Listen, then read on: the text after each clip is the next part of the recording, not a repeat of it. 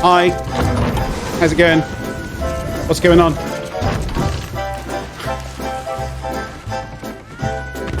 What are you doing? What's going on? Hi. Why are you running away from me?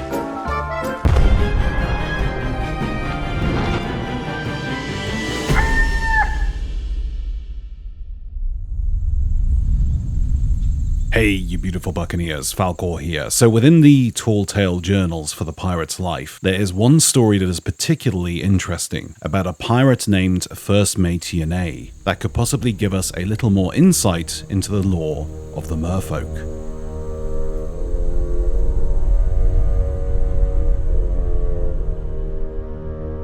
So amongst the journals of Tall Tale 4, within the Coral Fortress, there's a story about a first mate by the name of Yenay. Just like the rest of us pirates, she had heard all the tales of monsters and the dangers within the Sea of Thieves. However, Yenay had made friends with a merman, who appeared to have feelings for her. The merman would follow her ship, making his presence known by singing, letting her know she was always safe, and he would always be there whenever she fell overboard to save her. Over time, Yenay developed feelings for this strange merman, and the feelings were returned in kind. She would often throw herself into the water on purpose, and spend entire nights swimming with her newfound love.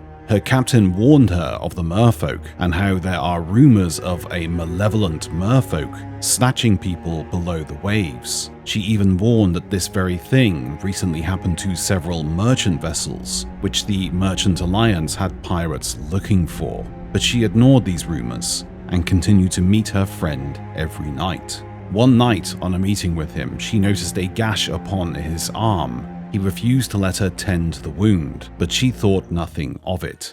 The sea had given her a few bumps and bruises in her time. However, after this incident, his song remained silent. She ventured out every night in search of him, but nothing, until one night she could hear his song again. But his song had changed. It was now sorrowful, and he was not alone. A group of merfolk started to scratch and tear at the ship, and Yenay jumped overboard in search of him, only to find his once kind eyes had turned into reflective discs, and all his feelings for her had been stripped away.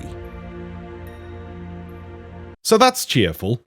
So this story is essentially explaining the regular merfolk can become sirens from a simple scratch or bite, and Yenay's love was taken from her because of this, which means the merfolk and the sirens were, or are, very much at war with one another, which means that there would be quite a lot of merfolk-related deaths within the Sea of Thieves. Thankfully, we can now travel to the afterlife. And within the Sea of the Damned, when throwing yourself overboard, you can find a very different kind of merfolk, a much more human-looking version of these strange creatures compared to the ones that we see in the Sea of Thieves itself. So why are the merfolk here different from the ones we see in the living world? These merfolk obviously died in their prime, possibly fighting off sirens, so they are pure and untouched by curse.